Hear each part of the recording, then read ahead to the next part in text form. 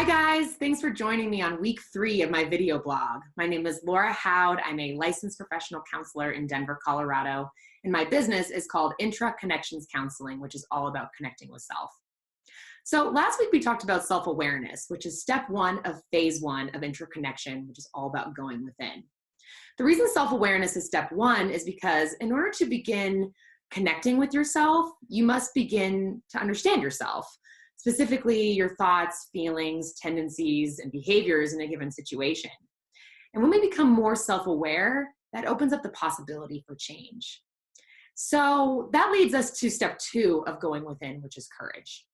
If you look up the dictionary definition of courage, you'll see that it's the ability to do something that frightens one or strength in the face of pain or grief.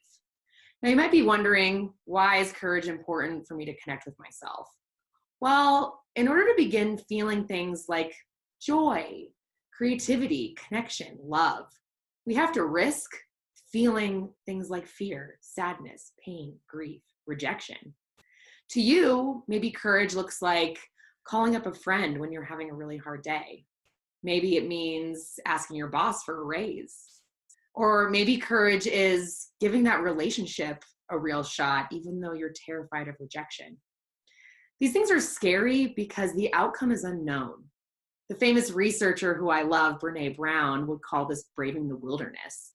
This stuff is scary, and I really want to make clear that this stuff is not easy, and it's really important that you find a therapist that you can work on these things with, or at least have a trusted friend that you can lean on when you're trying to explore these things about yourself.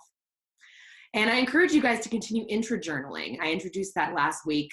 It's just a great place for you to continue writing down your experiences, continue to be self-aware, and also thinking about areas where you could be a little bit more courageous and lean into the discomfort.